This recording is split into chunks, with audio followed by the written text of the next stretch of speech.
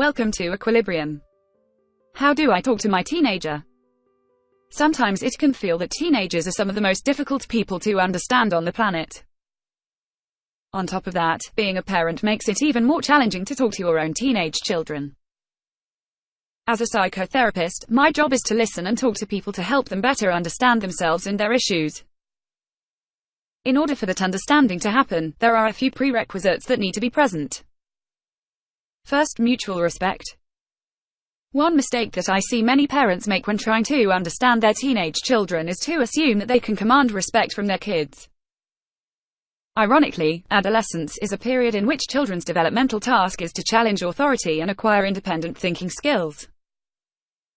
It is expected that parents have an unusual time understanding their adolescents because they are going through a transition from being taken care of to relying on themselves to figure things out. Some parents misunderstand the concept of respect by thinking that once they show respect towards their kids, they will never listen to them again. Instead, respect is an invitation for children to open up to us to have genuine and meaningful conversations. If we can learn to respect the little adults enough to listen to what they have to say, their reluctance and defenses would have nothing to press against, and our chances of understanding their needs and having a positive impact on them would be much higher.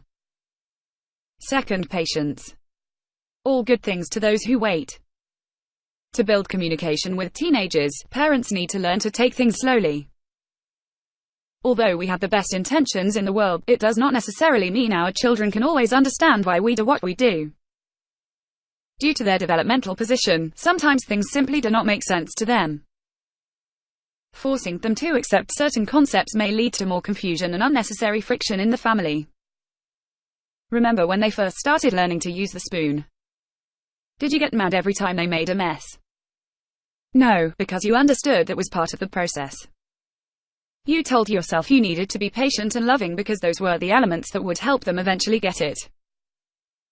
However, it is harder to be patient when they are 16 because they are smart enough to pass their app calculus class, but they refuse to do the laundry on a consistent basis. True, part of it is laziness, but it has more to do with a sense of responsibility which needs to be nourished and rewarded with patience. Even though they have the physical skills to be responsible, the mental components associated with a responsible adult are not quite intact in adolescence. Just like how babies can physically lift a spoon, but they still lack the coordination and understanding of cause and effect to eat with it independently. Again, patience and love are more effective than authority in helping adolescents grasp important life concepts. Third, know when to pull and let go. Like flying a kite, communicating with adolescents requires that you be flexible and know when to tighten and loosen. The key here is knowing when, and this knowledge needs to come from a true understanding of what your child needs, not just what you think she needs. More than a few times I have heard parents confess in me, I don't understand why I treat all my kids the same, but look at how different they turned out to be. It is not a surprise to me that parents try to be consistent among all their children, especially when they have had success with the older ones. However, this cookie-cutter method is not only ineffective, but it can also create much resentment among the children because it takes away their individual differences. Instead, we should focus on the uniqueness of the child. Pay close attention to her strengths and limitations and try to be aware of how they learn. For some teenagers, they need to be supported with more direct guidance, whereas for others, they learn better when they try to figure things out on their own.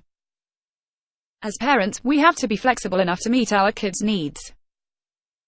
Sometimes, the best teaching is to do nothing. Fourth, do unto others what you would have them do unto you.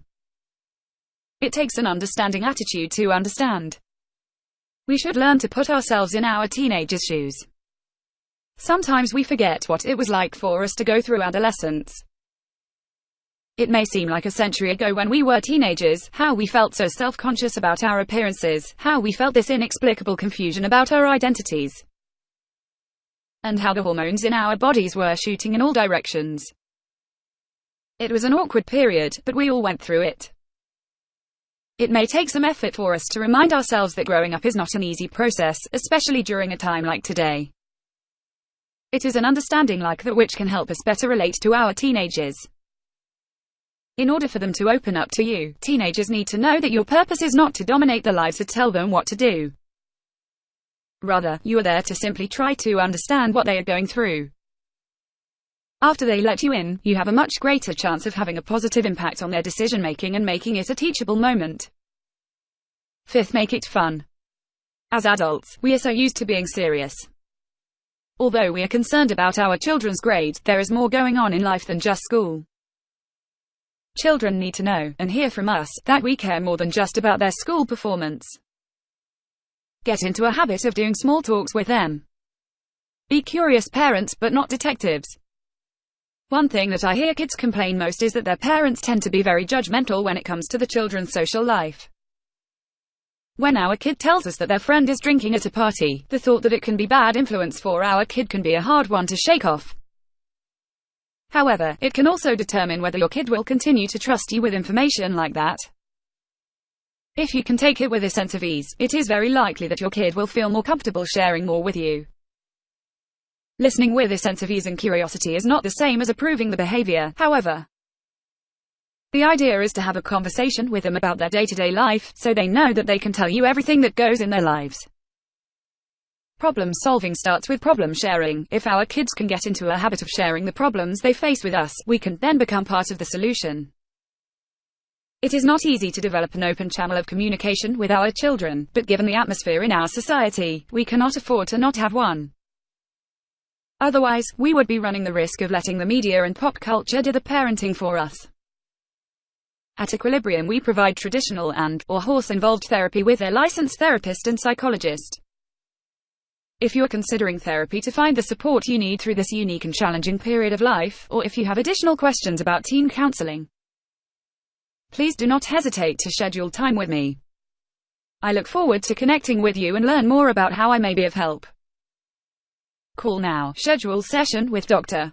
Giselle Faubel. She works with teens at her farm in Southwest Ranches, Florida.